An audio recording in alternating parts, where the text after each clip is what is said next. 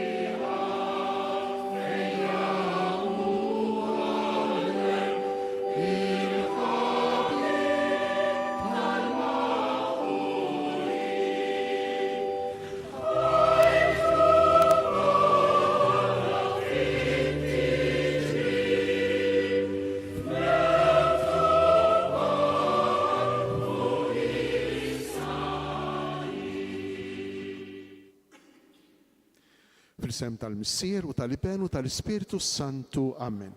Il-mulej ma'kom. Nitolbu. Inroddulek ħajr Missier qaddejs għad-don kbir ta' ibnek il-għażiż li permezz tiegħu intu rejtna l-wiċċ tal-ħniena tal-imħabba u tal-maħfra tiegħek għalina u għal kull bniedem. Għatina llum li niftħu qalbna biex nilqgħu id-don kbir li inti tixtieq tagħtina l-qalb tagħna fqira, ċkejkna, żgħira wisq. Għatina li niftħuha kemm nistgħu. Għatina l-qawwa tal-Ispirtu tiegħek għax weħidna fil-faqar tagħna, fl-egoiżmu tagħna, diffiċli biex nifhmu il-kobor, l-għoli, it-towl, il-wissa u l-font tal-imħabba kbira li inti għandek għalina. Inti li tgħix fis-saltan għal dejjem ta' dejjem. Amen.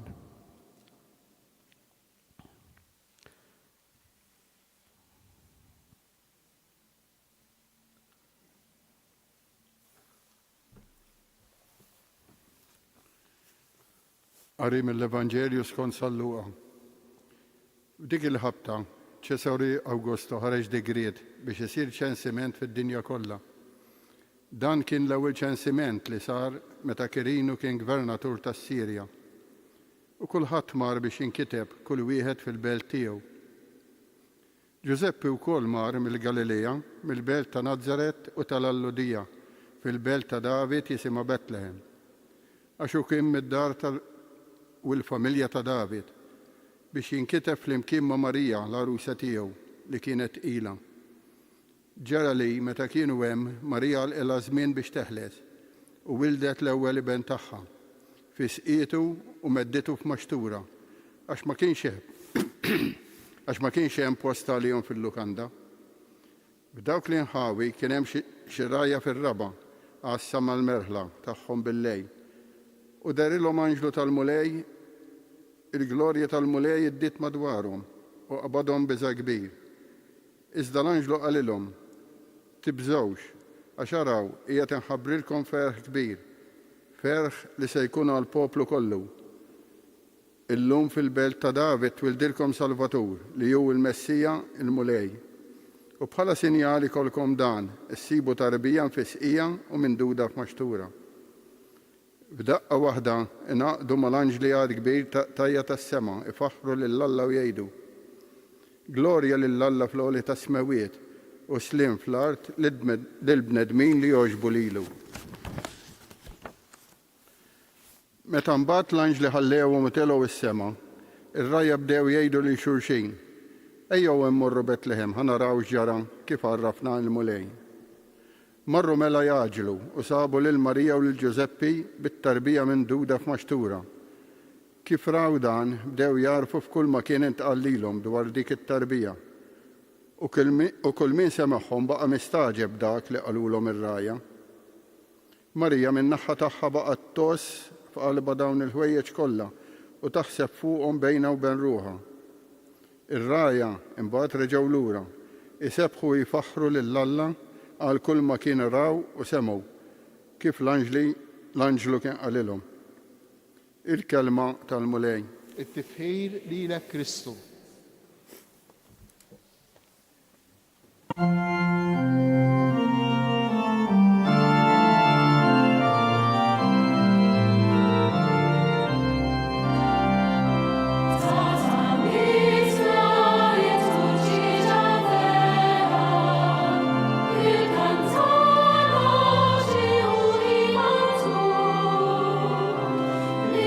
Friskim lina pajaċ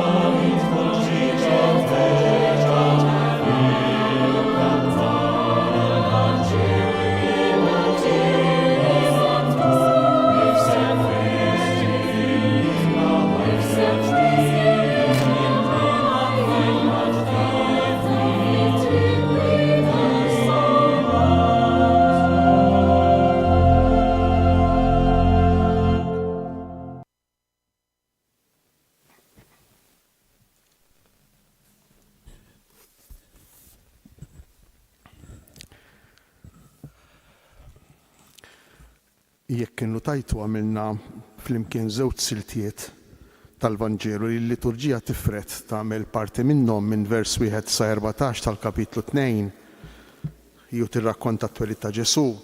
Parti minnhom għamilnija bil-lejl, smajnija bil-lejl, propju fil-qudisa ta' nofs il-lejl. Waqt li s-silta l-oħra minn vers 14 il-quddiem, minn vers 14 sa vers 20 minn sema l-quddis dal-għodu jista' jkun li kienet f'waħda mit-ċelebrazzjonijiet għax għandna l-possibilità wkoll li naqraw silti oħra illum fil-festa tal-Miliet, bħal pereżempju s-silta tal-prologu ta' San Ġwan minn kapitlu 1 tal-Vanġelu ta' San Ġwan minn vers 1 sa vers 14 ukoll. Però xtaqt li nagħmlu s-silta sħiħa ta' twelid, jiġifieri kapitlu 2 tal-Vanġelu ta' San Luqa minn vers 1 sa 20, xtaqt li nagħmlu s-silta sħiħa għax is-silta tagħmel parti sħiħa għalija fil-Vanġelu tal-infanzja ta' San Luqa. L-ewwel żewġ kapitli tal-Vanġelu ta' San Luqa insejħulhom il-Vanġelu tal-infanzja għax jitkellmu dwar it-tfulija ta' Ġesu. U din il-perikopa, dan il-paragrafu minn vers 1 sa 20 jagħmel parti sħiħa għalih waħdu jiftijem b'mod sħiħ fl-ewwel żewġ kapitli ta' San Luqa. Imma dawn l-20 vers, l-ewwel 20 vers tat-tieni kapitlu maqsumejn b'mod ċar daqs il-kristall fit-tlet partijiet. U jiena nixtieq li nifhmu din l-istruttura llejla għax intom tafu li l-Vanġeli huma miktubin breqqa u b'attenzjoni kbira, b'mod speċjali aħna nafu li San Luqa għax jgħidilna fil-bidu tal-ewwel kapitlu li qgħad attent biex jagħti ordni, l-ewwel biex jiġbor, imbagħad biex jagħti ordni wara li fittex u għarrex u għarbel u stess juża dawn il-kelmiet jagħti ordni lil ġrajiet li mbagħad jirrakkonta fil-Vanġelu. Allura din l-istruttura ta' dawn l-ewwel 20 vers tat-tieni kapitlu għandha tifsira importanti ħafna li nista' naraw x'inhi. Edna li maqsuma fit-tlieta. Għandna l-ewwel versi, l-ewwel 4-5 versi tat-tieni kapitlu jirrakkontaw il-ġrajja. Hekk beda l-Vanġelu, il-Vanġelu tal-lum li għadna kif qrajna, li għadna kif smajna, f'dik il-ħabta Ċesri Awgustu ħareġ digriet il-ġrajja. Giuseppi mill-Galilija, mill-Belt ta' Nazaret, mar fil-Ludija u hemmhekk twiled Ġesu. Il-ġrajja dik hija l-ewwel parti.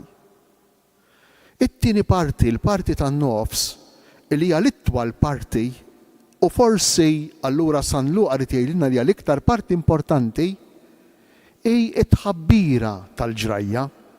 L-anġlu li jħabbar il-ġrajja iħabbar dak li ġara lir-rajja. Tajjeb li nifhmu li kieku ma kienx hemm din it-tħabbira lir-rajja, dik il-ġrajja kienet tibqa' mistura. Kienet tibqa' moħbija. Mela għandna l-ewwel versi jirrakkuntaw x'ġara. Imbagħad it-tieni parti tirrakkonta it-tħabbira tal-ġrajja lir-rajja, it-tħabbira min-naħa tal-anġlu. It-tielet parti li hija importanti wkoll issa naraw għalfejn għandna il-verifika ta' tħabbira tal-ġrajja min-naħa tar-rajja. Ir-rajja marru jaraw jekk dak li semgħu kienx minnu jew le. Tgħidu li għalfejn importanti din l-istruttura, għax din hija l-istruttura tal-fidi tagħna. Hemm il-ġrajiet, il-ġrajja ta' Ġesu, aħna nemmnu l-fidi tagħna mhijiex f'mitoloġija, mhijiex f'leġġendi, mhijiex fi ħrejjef, imma fi ġrajiet, hemm il-ġrajja, il-fidi tagħna jibbażata storikament, il-Vanġeli għalkemm mhumiex kotba tal-istorja, mhumiex kotba li jirrakkuntaw l-istorja bil-kriterji tal-istorja kif nafuhom illum, però huma kotba storiċi. Jirrakkuntaw ġrajiet li ġraw ta' veru. Importanti li nkunu konvinti li aħna nkunu nafu li l-fidi tagħna hi mibnija fuq ġrajiet. Imma dawn il-ġrajiet weħidhom mhumiex biżżejjed. U allura nidħlu fil-parti ċentrali, fit-tieni parti tas-silta li qrajna. Dawn il-ġrajiet għandhom bżonn jiġu imwassla, għandhom bżonn jiġu imħabbra. Kemm huma imberkejn, kemm huma ħenjejn ir-riġlejn ta' dawk li għamlu l-ġejt. Smajna l-lum fil-qari mill-ktieb tal-profeta Iżajja. Jekk il-ġrajja ma tiġix imħabbra, ma tiġix imwassla għand dawk li għandha tasal għandhom, il-ġrajja tibqa' moħbija, tibqa' mistura. Anzi, ngħidu iktar minn hekk. Il-ġrajja tibda sseħħ meta? Meta inti tisma' l-ġrat. Issa insewa llum għax qed ngħixu f'dinja illi nistgħu ngħixu kollox live, kollox indiretta bil-mezzi tal-komunikazzjoni li għandna. Però ejja morru ftit snin lura. Il-gwerra għal Maltin meta spiċċat? Meta spiċċat ta' veru? Meta l-kapijiet ftehmu li se jgħalqu, li se jieqfu, jew inkella meta waslet l-aħbar? Ibqgħu ċerti li l-gwerra għal Maltin spiċċat meta waslet l-aħbar. Hekk jew le? Sakemm ma waslitx l-aħbar, in-nies il-Maltin kienu għadhom fil-gwerra. Għadhom mingħajrihom li qegħdin fil-gwerra. Dan biex nurikom l-importanza ta' tħabbira tal-ġrajja. Kemm hu importanti li aħna nifhmu it-tħabbira tal-ġrajja. Il-ġrajja jekk ma tiġix imħabbra tibqa' moħbija, tibqa' mistura. Tant li ma ngawdux il-frott tagħha. U dan ngħiduh b'mod speċjali għall-Vanġelu. Għall-Vanġelu. Il-kelma talla jekk ma tiġix imħabbra, il-ġejt kollu li fija jibqa' mistur, jibqa' moħbi. Ma ngawduhx, ma ngawduhx. Il-kelma talla m'għandix il-vantaġġi u l-privileġġi li għandhom l-aħbarijiet veri u folozz li jiġru fi żmienna tad-dinja, illi jiġru jixterdu fuq il-mezzi tal-komunikazzjoni soċjali malajr kemm jista' jkun. M'għandix dan il-vantaġġ. Għaliex? Għax bil-maqlub tal-mezzi tal-komunikazzjoni soċjali il-kelma talla lilna tħallina liberi. Liberi. Xiġifieri? Irriflettu naqra, irriflettu ftejt. Aħna mingħajr ma nindunaw ikkundizzjonati ħafna ta' mhux ftejt ħafna mill-mobile li ndawru ġo jdejna. Ħafna kkundizzjonati. Mhux ftejt ħafna. Il-libertà tagħna m'għadix tagħna, imma tajnija f'idejn dawk li għandhom il-poter illi juruna l-immaġni li jibatulna l-messaġġi kontinwi li aħna nsibu kull darba li aħna niftu l-mobile. Hekk jew le. Il-kelma talla però hi differenti. Billi l-imħabba tħallina liberi, l-imħabba tħalli l-persuna libera, l-imħabba ma tobbligax, ma tisforzax, jekk aħna ma niddeċidewx li nisemewha l-kelma talla, ma nfittxux li nisemewha, jekk aħna ma nfittxux lil min iħabbara lil din il-kelma talla ma tasalx għandna. U dan ifisser li nitilfu l-frott kollu li dejn tista' tagħtina. L-aħħar parti ta' din is-silta hija importanti daqstew żewġ partijiet. Ir-rajja wara li jisimgħu l-anġlu jħabbrilhom illi twilet is-Salvatur il-Ħellies jaqbdu jitilqu jiġru, jitkellmu ma' xulxejn. Issa nippruvaw naraw ftit flimkien dawn it-tliet siltiet. U jaqbdu jitilqu jiġru biex jaraw il-kelma li qalulhom l-anġli. Biex jaraw it-twettiq tal-kelma li qalulhom l-anġli. U jekk inti tisma' aħbar u tibqa' mingħajr ma tipprova tivverifika, dik l-aħbar tibqa' biss aħbar. Tibqa' biss news li lilek ma tbidlikx. Li f'qalbek ma tħalli xejn. Jekk inti dik l-aħbar tmur tivverifika, jekk inti dik l-aħbar li smajt tmur tara jekk tistax tagħmel esperjenza tagħha, tmur tara jekk ġratx jew le bajnejk, tmissa bidejk, tħossa b'qalbek kif jgħid San Ġwan fl-ewwel ittra tiegħu l-ewwel kapitlu, il-verb dak li aħna rajna, li aħna missejna bidejna, li raw għajnejna, li ħasset il-qalb tagħna.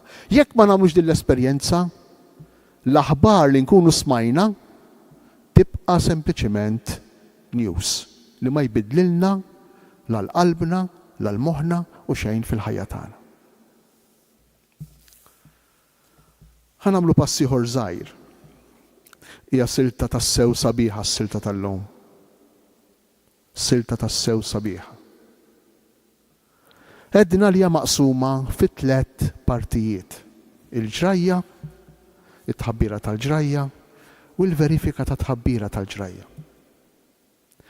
Imma fiċ-ċentru ta' kull parti, fiċ-ċentru ta' kull waħda minn dawn it-3 partijiet hemm l-istess sentenza. Tiftakru li minni?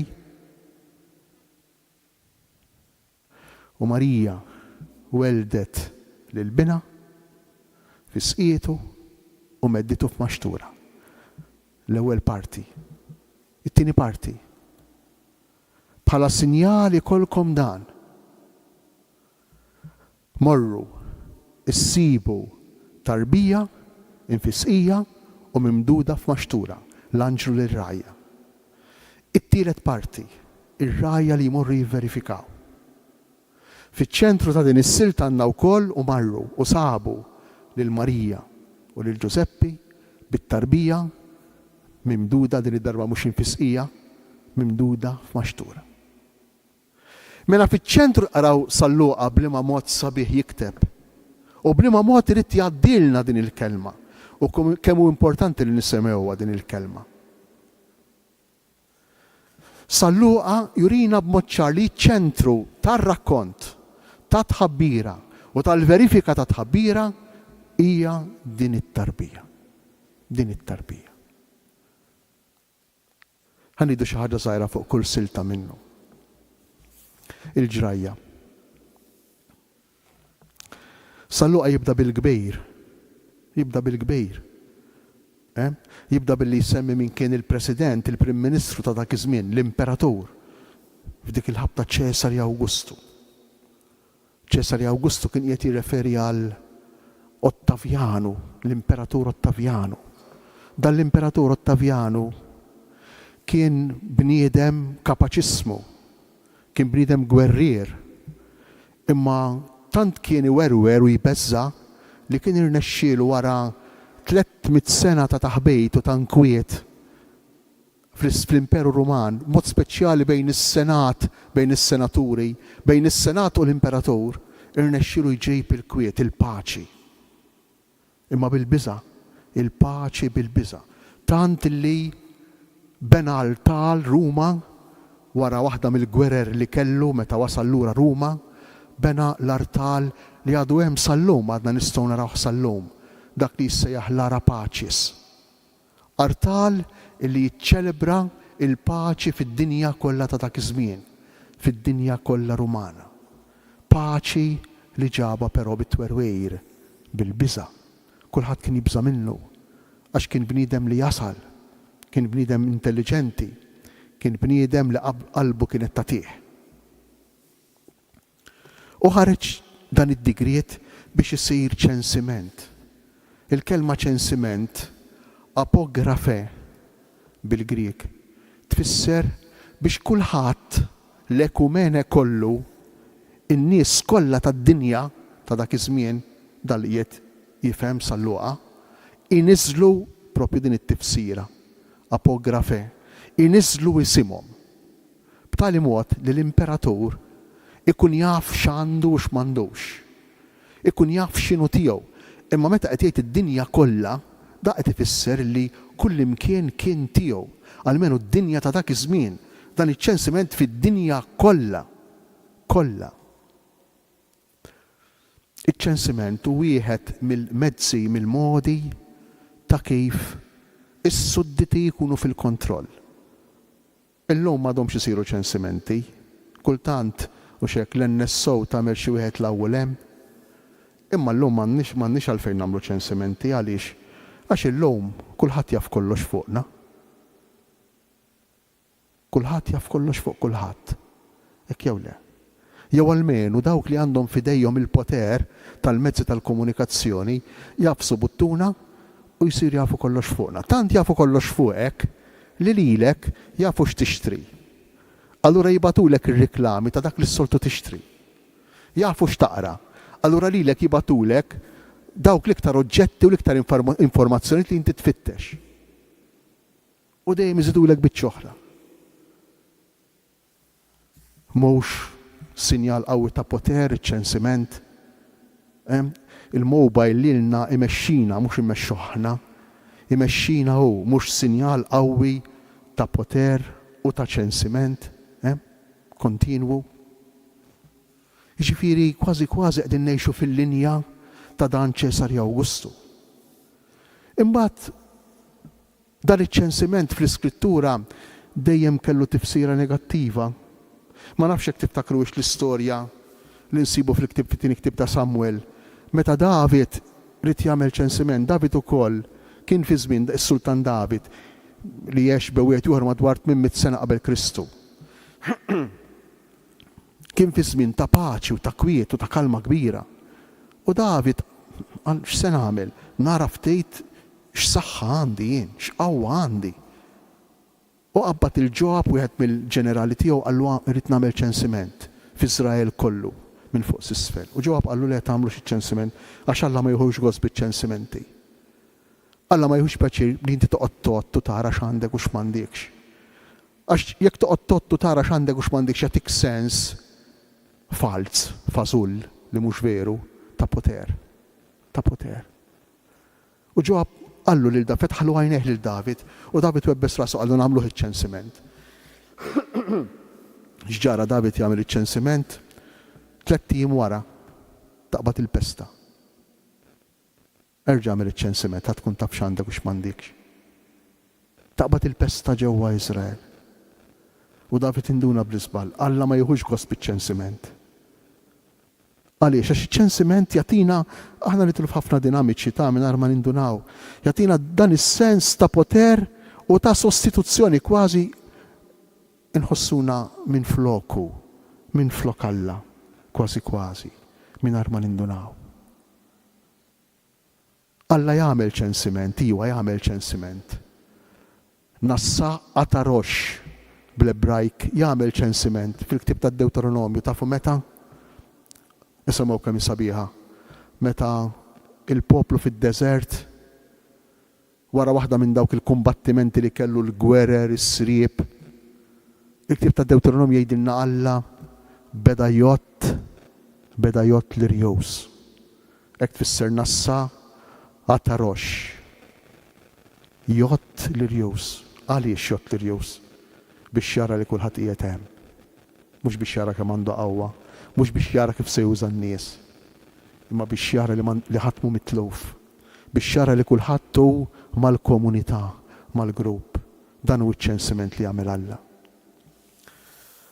U waqt li Ċesarju Awgustu u Kirinu li kien gvernatur tas-Sirja da qegħdin jaraw x'għandhom, il-poter li għandhom, kemm għandhom saħħa, kemm iridu jmexxu, kemm għandhom qawwa,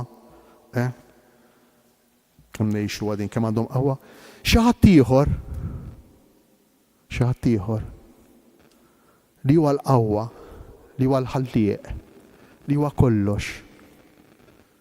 Jażel it-triq differenti, wieħed jażel it-triq il fuq li jikber, li jitla, li jidher, li jonfoħ lilu nnifsu, li jkun kbir, u ieħor jażel triq differenti. Jażel it-triq ta' ċkunija. Alla l-kbir jagħmel moviment oppost. U mhux minn isfel għal fuq, imma minn fuq għal isfel. Minn fuq għal isfel mhux biss mis-sema ta' x'aħna s-sema nużah b'mod figurattiv. imma minn fuq għal isfel għax mill-kobor għaċkunija. U dan hu s-sens għalhekk sal-Luqa 3 darbiet jgħidilna li dan Alla tagħna. Din jgħidha wieħed mill-kummentaturi tal-Bibja, Silvano Fausti. Alla tagħna u dawk 3 kilos laħam fil-maxtura. Alla tagħna u dawk 3 kilos laħam fil-maxtura. Għaliex imma, għaliex jagħmilha dejn? Biex aħna ma niddejqux, ma nistmerrux, ma nibżgħux minn dak li hu dgħajjef, minn dak li hu fraġli, minn dak li hu tas-sew tagħna tal-bniedem, minn dak li hu uman.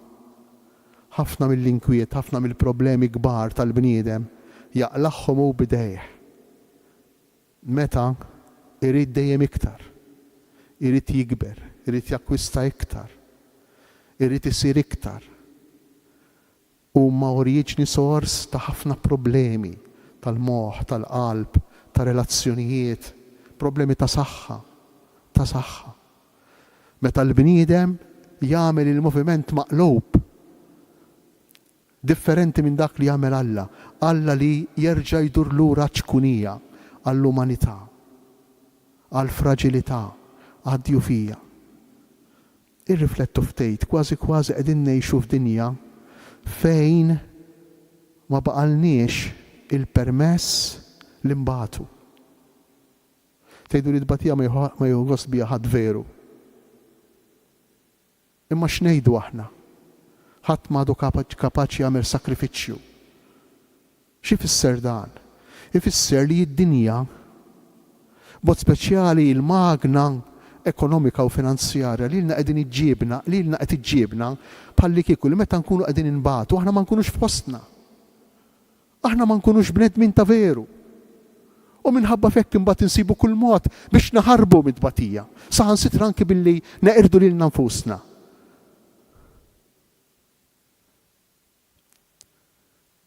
Għax libna dan il-moviment ta' Alla li jsir bniedem u għamilnieh il-bniedem li jrid isir Alla. Dik ix-xewqa li x-xitan deffes f'moħħ Eva. Dak qalilkom biex ma tiklux mis-siġra. U żgur għax jekk tiklu minna issiru Allat. U Eva xi ġrala? Eva bdiet taħseb li hi kif kienet qiegħda ma kienx sewwa. Setet tkun aħjar. Mhux biex ma nippruvawx inkunu aħjar, imma rridu noqogħdu attenti biex ma ninqabdux f'ġirja biex inkunu aħjar li tispiċċa ċedina. Tispiċċa tajjina. U tispiċċa fl-aħħar tagħha biex tikkonvinċina li aħna maħniex sew. Araw jekk il-magna tal-ekonomija ix mibnija kollha kemm fuq din id-dinamika. Tonqsok xi ħaġa biex tkun aħjar. Tonqsok xi ħaġa biex tkun aħjar. U inti tixtrija u xorta ma tkunx aħjar. Imma mbagħad terġa' titfaċċa xi ħaġa oħra. Ilek ara tonqsok u terġa' tmur tixtrija. Jew takkwista, jew trida u ġġiba. U xorta ma tkunx aħjar. Imma sa dan it-tant aħna mitlu fejn maqbudin f'din il-magna. U jgawdu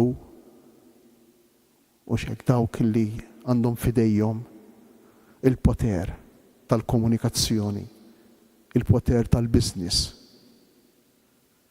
Jgawdu sa ċertu punt, għax anki huma qegħdin fl-istess problema, fl-istess magna tagħna. Allura din il-ġrajja li tiġri f'Betlem. Betlem hija d-dar tal-ħobs, hekk jgħidilna San Ġilormu. U San Ġilormu kien jaf x'qed jgħid, San Ġilormu kien saċerdot Ruman li fir-4 seklu tgħallem il-Latin, il-Griek u l-Ebrajk u telaq minn Ruma u flimkien ma' verġni konsagrati u mar joqgħod ġewwa waħda mill-lerien ġewwa waħda mill-grotti li hemm ġewwa Betlem. Fil-fatt, imbagħad indifen hemmhekk f'Betlem.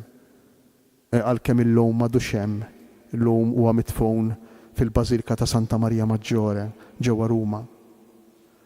Imma dan mar hemm fir-4 seklu għalfejn. Mar hemm biex jistudja l-Iskrittura li kienet għadha fl-oriġinal fir-4 seklu miktuba bl-Ebrajk u bil-Latin u bil-Grik. Skużawni, miktuba bl-Ebrajk u bil-Grik. U għaliba għamel traduzzjoni mill-Ebrajk u l-Grik għal-Latin. U għanna l-Bibja fidejna l-lum, grazzi li San Ġilormu. San Ġilormu, illi jiex propju fl-art ta' Betlem. It-tifsira li jagħti lil din il-belt Betlehem hija doppja. Jgħid illi bl-Arbi tfisser id-dar tal-laħam. U allura jgħid jekk tfisser id-dar tal-laħam hi propju l-post adattat fejn liben ta' Alla jsir laħam. Fejn liben ta' Alla jsir bniedem. Jieħu ġilda, jieħu muskoli, jieħu l-għadam, jieħu l-laħam bħalek. Imma jekk immorru għal-lingwa Ebrajka, il-kelma Betlehem tfisser id-dar tal-ikel. U Ġesu jitwielet bħala ikel. Jitwielet f'maxtura, fatne bil-Griek, il-post tal-ikel. U bħala ikel, San Ġilormu jkompli jgħidilna, Ġesu ukoll jitwielet fl-iktar post adattat għax isir l-Ewkaristija, isir l-ikel tagħna. L-ikel li aħna nitmandnew bih. U allura naqdu l-kelma li tant kien iħobb San Ġilormu li traduċa propju ġewwa l-art ta' Betlem, qrib l-art ta' Betlem, kien imur jieħu il-Bibja bl-Ebrajk bil-lejl minn sinagoga, kien imur kważi jisraqa bil-lejl, għamel ħbieb ma' rabbi Ludi biex dan iselliflu l-Bibja bil-lejl bl-Ebrajk l-Antik Testament biex jagħmel traduzzjoni tiegħu għal-Latin, imbagħad jerġa' jieħodilu filgħodu kmieni ħalli tibqa' tkun hemm, tkun fis-sinagoga. Il-kelma Alla u l-Ewkaristija. Imma dan kollu jekk aħna ma nisimgħuhx, jekk ma ssirx tħabbira, jekk ma jkunx hemm l-anġlu u hawnhekk ngħaddu għat-tieni parti, jibqa' kollu storja mistura, jibqa' kollu storja moħbija. U allura jiġi l-anġlu u jidher lir-rajja l-anġlu. Anzi l-Vanġelu jgħidilna dawl kbir idda madwarhom, dawl li kienu fid-dlam, dawl kbir idda madwarhom. Il-kelma ta' Alla, l-anġlu huwa sinjal tal-kelma ta' Alla. Kull meta aħna nisimgħuha iddawwal l-istorja ta' madwarna, iddawwal madwarna, iddawwal dak li nkunu għaddejjin minnu. Jiena ċert li l-kelma tal-Alla anke dejn il-lowm tal-miriet. Jekk aħna nisimgħuha bi profondità, iddawwal l-istorja li aħna għaddejjin minnha bħalissa. Żgur li bħal-rajja aħna għandna l-biżgħat tagħna. L-anġlu li r-rajja l-ewwel li qalilhom x'qalilhom. Tibżgħux. Għax id-dawl meta int tara b'mod differenti l-istorja tiegħek, il-ħajja tiegħek, il-ġrajiet li jiġrulek, id-dawl, anki id-dawl tal-kelma Alla, bħala l-ewwel reazzjoni jista' jkollna il-biża', nibżgħu. Tibżgħux. Il-biża' tagħmel parti mill-esperjenza, mill-istorja tal-ħajja tagħna. Tagħmel parti mill-ħajja tagħna ta' kuljum. Kieku jkollna biss nagħmlu daqsxejn ta' eżerċizzju sempliċi u nieqfu ftejtek fil-kwiet. U ngħidilkom hekk jien l-ewwel wieħed ilkoll kemm aħna li min huma l-ikbar biżgħat tagħna bħalissa. Mhix qiegħed nibża' bħalissa. Kollha kemm aħna għandna biża', kollha kemm aħna għandna biża'. U iktar minn wieħed. Jekk ma ninsewx li l-biża' hi marbuta ħaġa waħda mal-bniedem. L-ewwel sentiment li jinsibu fil-ktieb tal-Ġenesi. Ħrabt u staħbejt għax bżgħid qallu Adam lil Alla. Bżgħid. Il-biża'. U l-ewwel sentiment li aħna nħossu meta naraw id-dawl tad-dinja, forsi anki l-ewwel sentiment li Ġesu innifsu ġarrab meta twieled, u s-sentiment tal-biża', il-biża'. La tibżawx, la tibżawx. Ġejt inwassilkom aħbar ta' ferħ kbir għall poplu kollu. Kif issir vera din l-aħbar għalina llum? Fil-belt ta' David tweldilkom ħellies, Salvatur ħellies, min xiex se jeħlisni li l-lum Ġesu li twieled. Kif se jeħlisni mill-biżat tiegħi Ġesu l-lum permezz tal-kelma li qed nisma'? Kif se jagħtini l-ferħ? Ġejt natikom aħbar ta' ferħ kbir li jkun għall poplu kollu. Kif? Noqdu attenti għax ħafna drabi aħna nimmaġinaw li dan il-ferħ jiġi mill-ajru, jiġi waħdu, jiġi meta ma jkollniex problemi, jiġi meta l-affarijiet imorru preċis kif rridu aħna. U jekk aħna nimmaġinaw li dan il-ferħ inkunu sejrin żmerġ immens, se ngħixu disprati. Tant insibuha bitqila biex nitru fl-esperjenza tal-ferħ. Illi ħafna minna nirrassenjaw ruħna u ngħidu nipprova nikkuntenta ruħi kif jien. Anki jekk nixtieq inkun iktar ferħan kuntent, imma nipprova nġaħġaħa u nirranġa u ndawwara b'tali mod li almenu ma nereqx. Almenu nibqa' fil-wiċċ. Milli ma ferħiet jitkellem Ġesu? Milli ma ferħiet jitkellem Alla permezz tal-Anġlu? Lil dawn ir-rajja li kienu qegħdin jistennew huma wkoll minn mument tal-ieħor il-qerda s-saħta. Ma ninsewx li r-rajja kienu jgħixu kontinwament f'sitwazzjoni ta' ħajja ħażina skont almenu l-mentalità ludija. Għaliex? Għax kienu il-ħin kollu mniġsejn f'kuntatt mal-annimali u ma tistax tkun f'kuntatt mal-annimali imniġġes u tmur fit-tempju. Barra li daw bejnietom kienu kollhom problemi kbar. Problemi ta' territorju, għax tħalt li hemmhekk, problemi ta' serq, dak ħannaċ lil dak li ħannaċ lill-oħra. Saħansitra anki problemi ta' kriminalità. Kienu fl-istess sitwazzjoni tagħna bejn wieħed u ieħor. Tgħidu li aħna forsi maħniex disprati bħalhom. Ma forsi minn barra, forsi minn ġewwa, il-kol kemm aħna għandna s-swiet tagħna, għandna d-batija tagħna, għandna d-diffikultajiet tagħna, l-problemi tagħna, l-biżgħat tagħna. Nerġa' ndur għal dak li konna qed ngħidu fil-bidu. Ħafna drabi dawn il-biżgħat tagħna, dan id-dwejjaq tagħna, dan in-nuqqas ta' ferħ mingħajr ma nkunu nafu, mingħajr ma rridu nġibuh bidejna. Meta nġibuh bidejna? Meta mingħajr forsi lanqas biss ma nirrealizzaw, inkunu f'dak il-moviment li semmejna minn isfel għal fuq. Aħna daqshekk u rridu nsiru daqshekk. Noħorġu mill-moviment ta' Alla, l-moviment ta' Allu ieħor u daqshekk. U jikkuntenta ruħu b'daqshekk. Fi kliem ieħor, Alla jallimna nħobbu l-umanità tagħna bil-fraġilitajiet tagħha, bid-djufijiet tagħha, bid-diffikultajiet tagħha, bid-ċokon tagħha, bl-imperfezzjonijiet tagħha. Kemm ngħixu għax stajt għamilt hekk, kemm ikollna sensi taħtija kultant.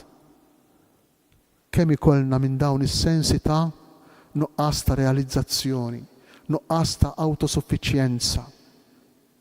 Minix kapaċi bħal ħaddieħor. Minix daqs ħaddieħor. M'għandix bħal ħaddieħor.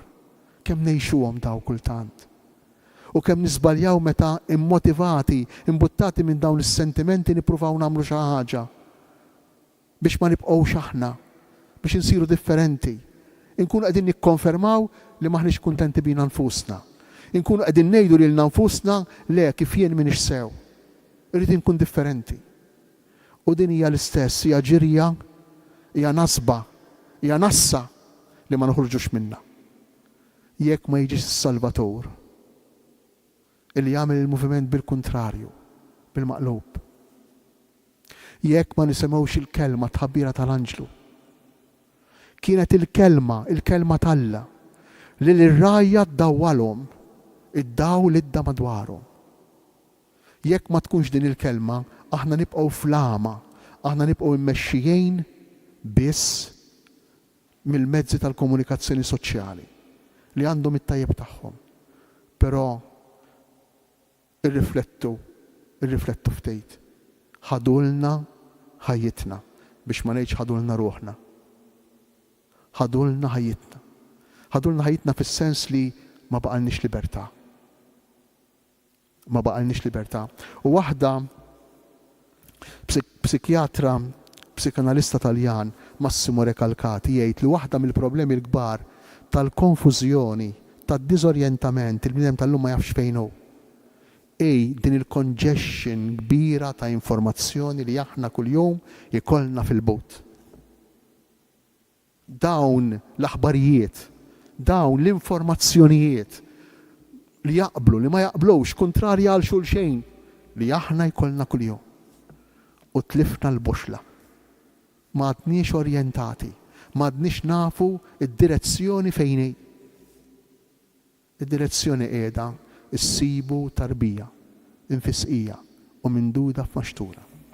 Id-direzzjoni qiegħda fl-umanità tagħna, fli naċċettaw il-persuna tagħna, naċċettaw il-biżat tagħna, l-fraġilità tagħna, id-djufija tagħna. Noqgħdu attenti biex ma nżidux mal-inkwiet.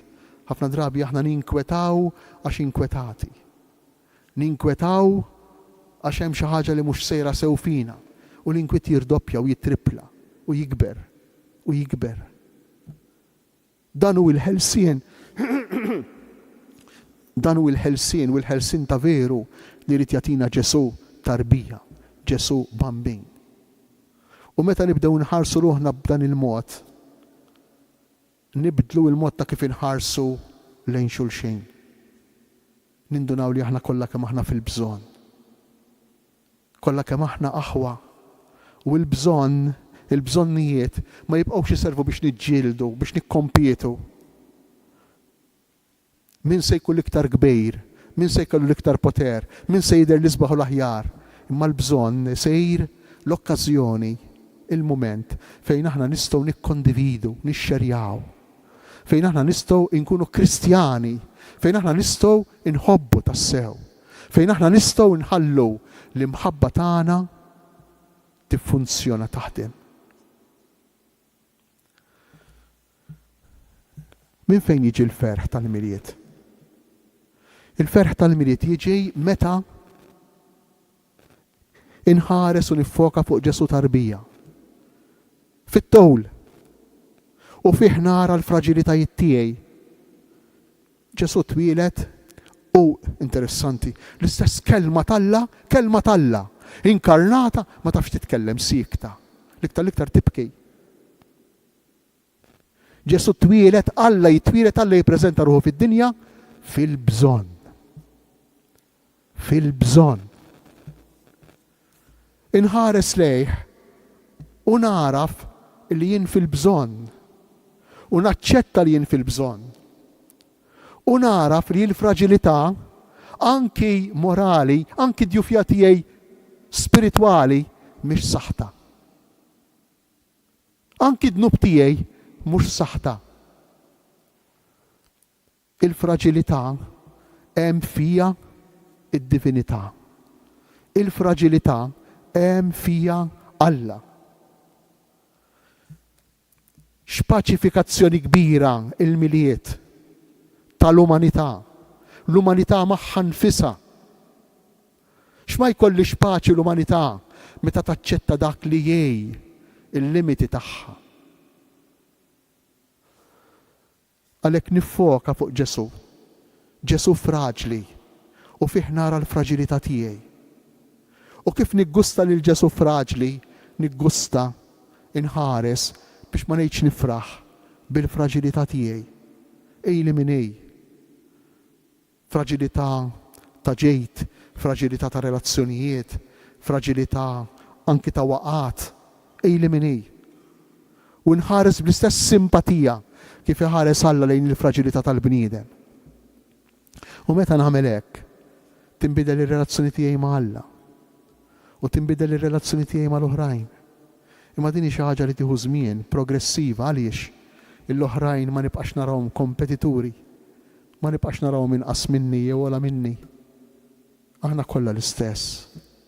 Kollha nixxerjaw din l-umanità, din il-fraġilità, din il-maxtura, kollha kemm aħna nixxerjaw flimkien, naqsmu flimkien din id-djufija ta' tarbija tibki. Tarbija li tiġi infisqija, għalhekk jimmarka infisqija. Bħal kull bniedem ieħor. Jikkwota il-ktib ta' Slaten, Salamon jgħid ara kemm jien kbir Salamon. Imma jien twelidt bniedem, jien bniedem bħal l-oħrajn. Rid min jieħu ħsibi, kieku ma kienx min jieħu ħsibi kont immut.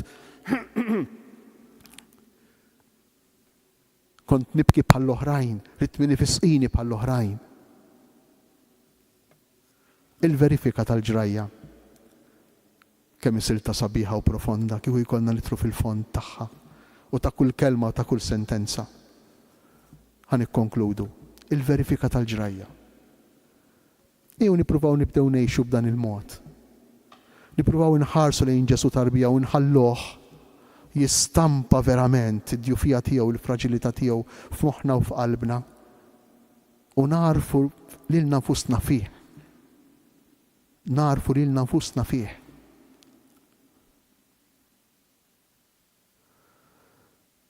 Imbagħad naraw ir-riżultati u ngħidu x'jaqbel, jekk jaqbilx nibqgħu mmexxijin mill-mobile, jekk jaqbilx nibqgħu mmexxijin mir-riklami, jekk jaqbilx li nibqgħu mmexxijin minn dak li tippuxxa tibbotta tisfurzana d-dinja, jew inkella jekk jaqbilx nisimgħu il-kelma tal-Anġlu u ngħixu skont din il-kelma. Jekk jaqbilx inħallu lil Ġesu jaqla minn ġofina din l-imħabba. Ġesu jitwieled tarbija biex jaqla minna is-sabiħ tagħna, t-tajjeb tagħna. Joħorġu minna t-tajjeb u s-sabiħ tagħna. Tarbija minna nfisha tiġbdek. Tiġbdek. Altru li mhux Alla tal-biża' Alla tagħna. Jalla din is-sena tal-ġublew, dan il-bieb li fetaħ il-bieraħ il-Papa u li ħana se niftħu nhar il-ħadd li ġej jekk Alla jrejt. Il-katedral fil-għaxija. Jalla dan il-bieb tal-ġublew, dan il-bieb tal-qalb ta' Alla, dan il-bieb tal-maħfra, tas-sempliċità, tal-fraġilità, tad-djufija, dan il-bieb tar-rikonċiljazzjoni ma' nfusna. Il-bniedem għandu bżonn jerġa' jsib lilu nnifsu. Il-bniedem għandu bżonn jerġa' jħobb lilu nnifsu. Nirriflettu ftit, kull meta aħna nixtiequ xi ħaġa, rridu xi ħaġa, nistinkaw għalija. Inkun qed ngħid żewġ affarijiet. Irrid nakkwista, imma fl-istess waqt inkun qiegħed ngħid jien mhux sew kif qiegħed. Mhux sew kif qiegħed. Imma din il-biċċa l-insewwa. L-insewwa. U ssir parti essenzjali minn naħa ta' wara ta' moħħna. Jien mhux sew kif qiegħed. Jien mhux sew kif qiegħed. Nagħmlu snin twal minn ħajjitna, jekk mhux il-ħajja tagħna kollha kemm kultant ngħidu lilna jien mhux sew kif qiegħed, forsi ma ngħidux bi kliem. Imma ngħixuha. Il-mulejja tina u li jiftilna dan il-bieb tas-sema, il-bieb tal-wiċċ ta' Alla, il-bieb tal-ħnina tal-maħfra ta' Alla. Jatina li nibqgħu fih permezz ta' smih tal-kelma, permezz tal-manteniment kontinwu tagħna fl-Ewkaristija.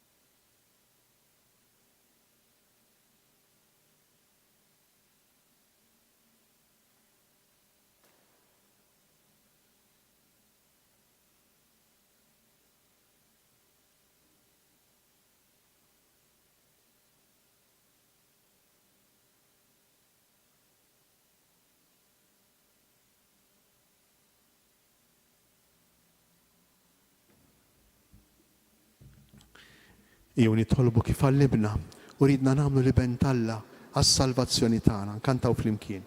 Missirna li inti fis-smewiet, jitqaddes ismek, tiġi saltnatek, ikun li trid int kif fis-sema hekk da fl-art.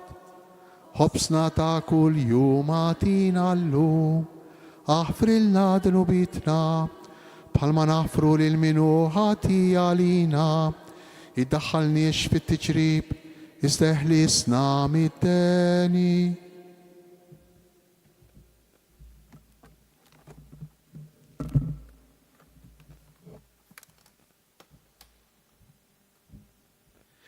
Il-mulej ma'kom, iberikkom, iħariskom, Alla li jista' kollox, il-Missier, l-Iben u l-Ispirtu Santu. Amen. Morru u għejxu fil-paċi ta' Kristu.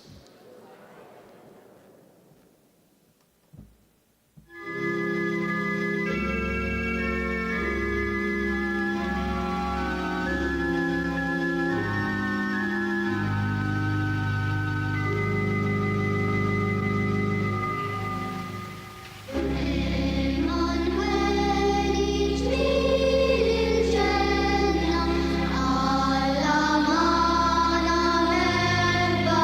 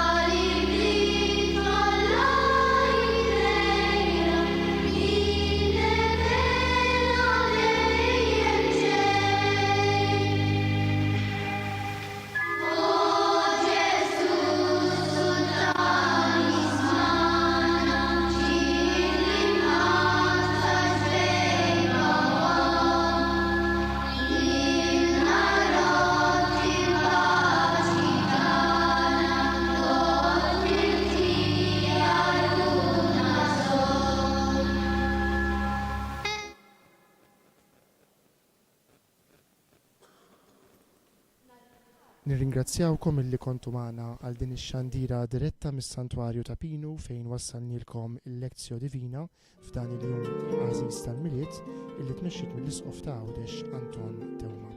Infakrukom illi nhar il-ħadd li ġej m'għandniex Lezzjo Divina minn ta' Pinu għaliex dakinhar kif smajtu infetaħ il-ġublew fuq livell ġeċesan u allura inxandru mill-Katedral ta' Għawdex il-funzjoni mexxija mill-Isqof għall-ftuħ tal-ġublew.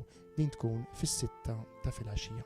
Sakemm niltaqgħu dakinhar nixtiequlkom il-Miliet it-tajjeb u natukom appuntament allura għal ħadd li ġej. Insellmulkom.